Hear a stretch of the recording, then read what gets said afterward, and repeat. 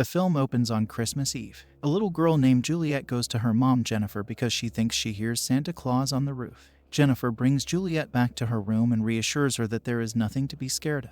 Juliet finally agrees to sleep if Jennifer goes downstairs to put cookies and milk for Santa. Jennifer goes downstairs and puts the cookie and milk for Santa like she promised. She then hears wind coming in from the front door and discovers that it has been left open. She locks the door and goes back to bed, where she chastises her husband Mark for forgetting to lock the front door. She tells Mark to make sure he eat the cookie and milk before Juliet sees it. Later, Juliet hears noises again and goes to her younger brother, Timmy, where she tries to tell him about Santa being in their living room. But Timmy is too sleepy to listen to her and angrily tells her to get out of his room. Juliet then goes downstairs to see what looks like Santa putting presents down by the tree. Unfortunately, this is Art the clown, and Juliet goes running when she sees him pull an axe out of his bag. Juliet hides as she watches Art go into her brother Timmy's room and hears the sound of Art hacking him to pieces. Art then goes into their parents' room and starts plunging the axe into their father Mark. Jennifer wakes up in terror and runs to find her kids. She wails at the sight of Timmy's mutilated remains before Art proceeds to chop her up. Art then takes the cookies and milk that Juliet left for Santa before finding the girl hiding under the sink. 5 years earlier, right after the last movie, Officer Evans comes across Art's decapitated body. The body comes back to life and rips Evans' head off to put on itself so it can go out in the streets on Halloween. At the asylum, the possessed Victoria has given birth to Art's head, and the two have begun feeding on the poor nurse that discovered them. The guard, Burke, discovers the grisly scene, where Victoria briefly appears to regain control of herself to tell Burke that Art made her do this horrible thing, but the entity repossesses her. Art and Vicky then proceed to tear Burke's face apart before escaping the asylum. They make their way to an abandoned house, where Art sits on a rocking chair by the window, and Vicky takes a shard of broken mirror and slashes her wrists in a bathtub. In the present day, Sienna is being picked up at a psych ward by her uncle Greg to stay with him, her aunt Jess, who is also her mother's sister, and their daughter Gabby, who is ecstatic to see Sienna because she views her like a big sister. While Sienna is still trying to recover from her trauma, she still sees visions of people like her friend Brooke looking the way she did after Art killed her.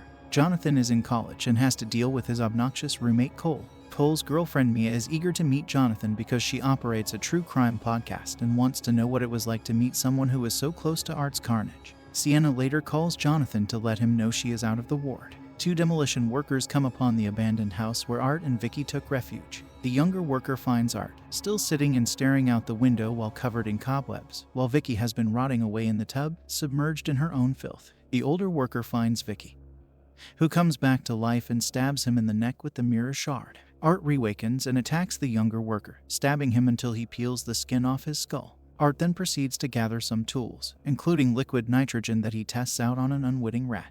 At home, Sienna tries to bond with her family but is still struggling, even with her medication. She spends time with Gabby but warns her against looking through her journal entries. Sienna also bonds with Jess, who misses her sister. Art later ends up at a bar, where he finds a man named Charlie dressed as Santa. Art joins him, plus another patron, Smokey, and the bartender Eddie. While they are in high spirits at first, laughing and drinking, things take a turn when Art spits a drink in Charlie's face and then pisses on his lap. Charlie gets angry and tries to fight Art before the mad clown starts rummaging through his sack. Eddie goes to confront him, and Art shoots him in the neck before blowing Smokey's brains out. He then ties Charlie to a chair while he begs for his life, and Art uses the liquid nitrogen to freeze his arm and leg before shattering them. Art then freezes Charlie's face, smashing it and ripping his beard off. Sienna joins Gabby at the mall but becomes startled when she hears the Clown Cafe song and then sees Art walking by, wearing a Santa mask but covered in blood and waving at Sienna to let her know it's him. She later goes to join Jonathan to eat and potentially reconnect, only for them to get interrupted by Cole and Mia. Cole acts like a dick as usual, but when Mia approaches Sienna about doing her podcast, Sienna snaps at her and loudly expresses anger over how people have sensationalized the horrific murders for their entertainment.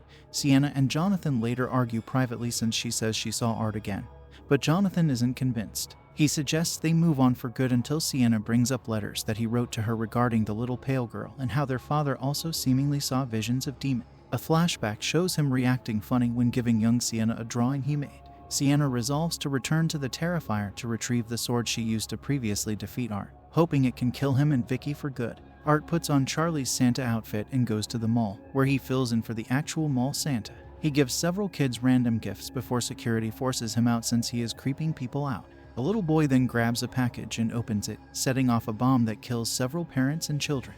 When Sienna returns home, she finds that Gabby had read through her journal despite her telling her not to.